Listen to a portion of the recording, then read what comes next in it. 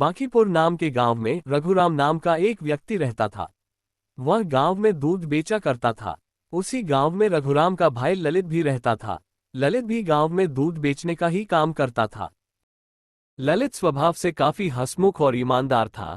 वह हमेशा अपने काम में मस्त रहता था और अपने परिवार के साथ खुशी से रहता था। ये देखकर रघुराम जलता था और हमेशा उसे पीछे खींचने की कोशिश करता रहता था। रघुराम कहता है, आखिर पिताजी ने ललित को गाय क्यों दी? अगर ललित के पास गाय नहीं होती तो गांव में केवल मैं ही दूध बेचने वाला होता और काफी मुनाफा कमा पाता, लेकिन इस ललित की वजह से तो सब चौपट हो गया। हर रोज ललित गांव में दूध बेचकर अपने घर वापस हंसते हुए जाता और अपने बच्चे और पत्नी के साथ खुशी खुशी समय व्यतीत करता। हर रोज का ये काम रघुराम को तंग कर रहा था। एक दिन रघुराम दूध बेचकर अपने घर वापस लौटा तो उसकी पत्नी सुनीता ने उससे कहा, सुनो जी, मुझे आपसे कुछ कहना है। रघुराम, हाँ बोलो, अब तुम्हें क्या कहना है? सुनीता, सुनो, तुम इस तरह अकड़कर मुझसे बात मत किया करो। मुझे ये सब अच्छा नहीं लगता। रघुराम, अच्छा, तो अब मेरी बातें तुम्हें उल्टा लगती है? सुनीता, चलो छोड़ो, मैं सीधा मुद्दे पर आती हूँ। हमारे बच्चे अब बड़े हो रहे हैं और दिन ब दिन हमारे खर्चे भी बढ़ रहे हैं, लेकिन दूध बेचकर आने वाली आमदनी में बिल्कुल भी बढ़ोतरी नहीं हुई है। अगर ऐसा ही चलता रहा तो हमें आने वाले दिनों में अपनी आमदनी से कुछ भी हासिल नहीं हो पाएगा। रघुराम, अब तुम कहना क्या चाहती हो? सुनीता, मैं ये कह रही थी कि इस दूध बेचने के साथ साथ क्यों ना खेती बाड़ी भी कर लिया करो। कम से कम आमदनी बढ़ेगी तो आने वाले खर्चों से भी हम निपट पाएंगे। रघुराम, नहीं नहीं, इतनी कड़ी धूप में मुझसे खेती बाड़ी नहीं हो पाएगी। सुनीता, अरे क्यों नहीं हो पाएगी? ललित भैया को देखो, कितनी मेहनत करते हैं और अपने परिवार की हर जरूरत को पूरा करते हैं। रघुराम, अच्छा, बस यही सुनना बाकी रह गया था। अब तुम भी ललित के गुणगान किया करो। अगर ललित इतना ही अच्छा है तो तुम भी उसी के पास चली जाओ। सुनीता, अरे नहीं नहीं, मेरा कहने का वो मतलब नहीं था। रुको, मैं आपके लिए पानी लेकर आती हूँ।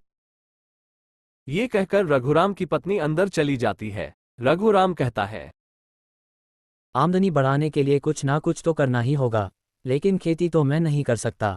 मुझे इसके अलावा कुछ और करना होगा जिससे मैं ज़्यादा पैसे कमा सकूं। वो कुछ समय ऐसे ही सोच विचार करता रहा। कुछ समय बाद उसने कहा, क्यों ना मैं घर घर दूध देते जाते हुए उनके घर से कुछ ना कुछ सामान चुरा लूं। इससे थोड़े बहुत पैसे आते रहेंगे और आमदनी भी बढ़ जाएगी। अगले दिन से रघुराम जब भी किसी के घर दूध देने जाता तो उनके घर से कभी बर्तन, कभी खिलौने और घर की छोटी छोटी चीजें चुरा लेता और उन्हें बाजार जाकर बेच आता था। एक दिन रघुराम घर पर अकेला बैठा हुआ था। उसने कहा, इन छोटी छोटी चीजों से भी मेरा गुजारा नहीं हो पा रहा है। इन चीजों से तो मात्र 100-200 ही मिल पाते हैं। मुझे कुछ बड़ा सोचना होगा।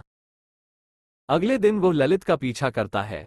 ललित एक घर पर दूध देने के लिए जा रहा था।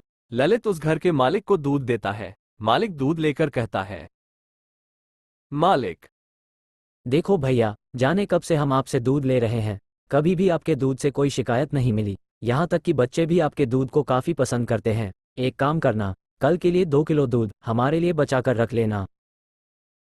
ललित, जी साहब, हमारी दूध में कभी भी कोई मिलावट जैसी कोई शिकायत नहीं आएगी।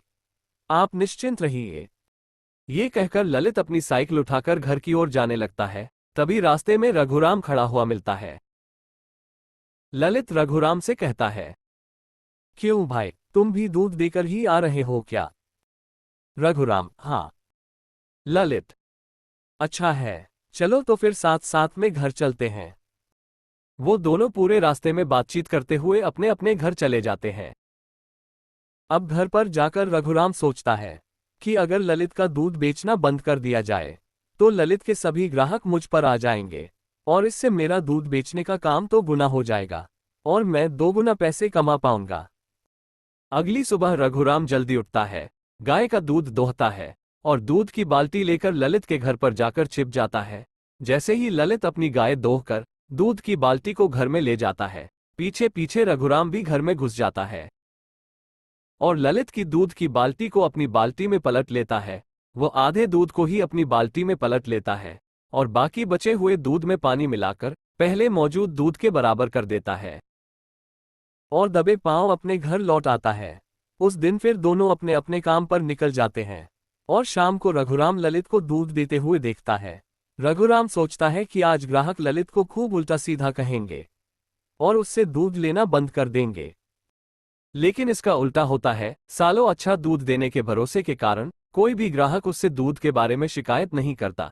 ये देखकर रघुराम हैरान रह जाता है और अपने शैतान दिमाग से अगली तरकीब सोचने लगता है। अगली सुबह फिर रघुराम जल्दी उठता और ललित के घर पहुंच जाता है। इस बार वो ललित के दूध में जहर मिला देता है और वहां से भाग जाता है। आज जब ललित अपने ग्राहकों को दूध देकर लौटता है तो दूध पीने वाले सभी लोगों को पेट में इन्फेक्शन हो जाता है और कुछ लोग अस्पताल में बेहोशी की हालत में पड़े होते हैं। गांव के लोग बहुत गुस्से में होते हैं और वो सीधा ललित के घर आकर पत्थरों की बारिश करने लगते हैं। ऐसा होते देख ललित घर से बाहर आता है तो 2-4 पत्थर उसके सर पर भी लग जाते हैं। उनमें से एक व्यक्ति ललित को कहता है, क्यों ललित, वर्षों से हमने तुझ पर भरोसा किया और आज तेरे दिए हुए दूध से हमारे बच्चे और परिवार वालों की ऐसी हालत हो गई है, हम तुझे नहीं छोड़ेंगे। ललित को ये सब क्या हो रहा है कुछ समझ नहीं आ रहा था। तभी वहां पुलिस आती है और ललित को गिरफ्तार करके जाने लगती है।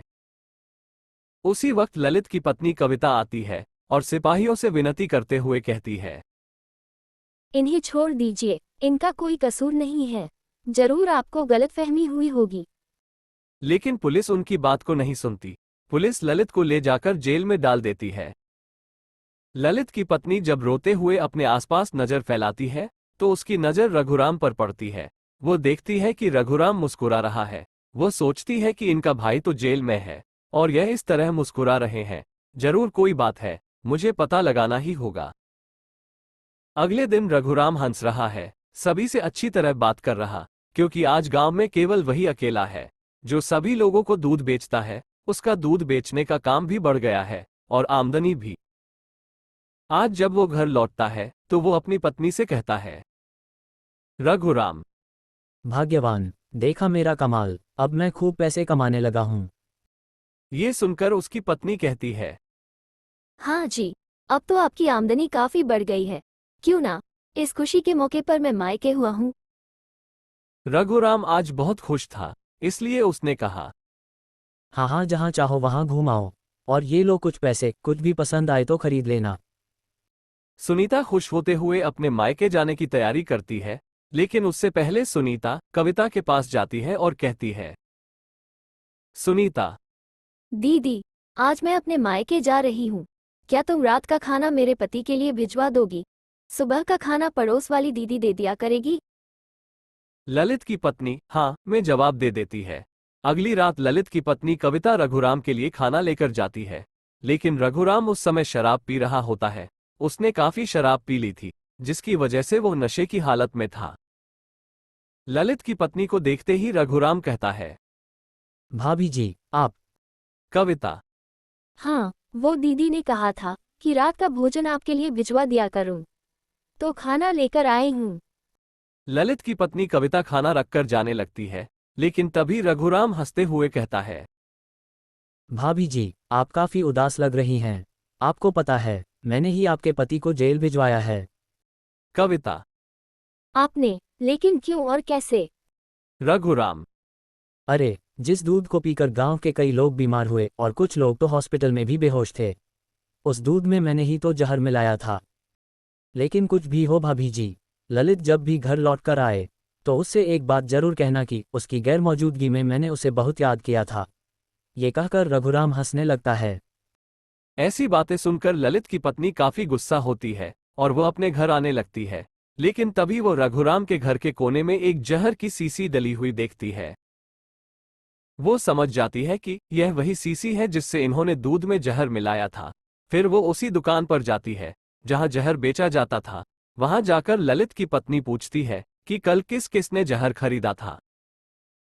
दुकानदार सभी लोगों का नाम और पता अपने रजिस्टर में दिखाता है। ये देखकर ललित की पत्नी हैरान रह जाती है, क्योंकि रजिस्टर में रघुराम का भी नाम था। इसके बाद ललित की पत्नी सीधा गांव के सरपंच के पास जाती है और उसे ये सारी घटना बताती है। वह कहती है, सरपंच जी, मेरे पति बेकसूर हैं, उन्हें फंसाया गया है। सरपंच। फंसाया गया है, लेकिन किसने? कविता। वो सब तो मैं बाद में बताऊंगी, पहले गांव के लोगों को इकट्ठा करो। कुछ ही देर में गांव के सभी लोग सरपंच के पास इकट्ठा हो जाते हैं। तभी ललित की पत्नी कहती है, कविता। मेरे पति को किसी और ने नहीं, बल्कि उनके अपने भाई रघुराम जी ने फंसाया है। ये सुनकर सभी लोग हैरान रह जाते हैं और कहते हैं, ये तुम क्या बोल रही हो? ललित की पत्नी अपने बात को और मजबूत करते हुए कहती है, अगर आपको यकीन नहीं होता तो आप इन भाई साहब से पूछ लीजिए। तभी वो दुकानदार सामने आता है जिससे रघुराम ने जहर खरीदा था। वो सरपंच से कहता है, हाँ, कल रघुराम जी ने मुझसे जहर लिया था। अब रघुराम के पैरों तले जमीन खिसक जाती है। वो अपने बचने का उपाय खोजने लगता है, लेकिन उसका दिमाग काम करना बंद कर देता है।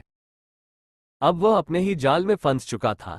सरपंच रघुराम को सजा देते हैं और गांव से बाहर कर देते हैं। उसके बाद ललित की पत्नी सरपंच जी के साथ पुलिस स्टेशन जाकर ललित को छुड़वा लेती है और उसके बाद ललित अपने परिवार के साथ खुशी खुशी जीवन जीता है। दोस्तों, आपको हमारी ये कहानी कैसी लगी हमें कमेंट करके जरूर बताएं। और हाँ, चैनल को लाइक, शेयर और सब्सक्राइब करना ना भूलें। मिलते हैं अगली कहानी के साथ, तब तक के लिए धन्यवाद।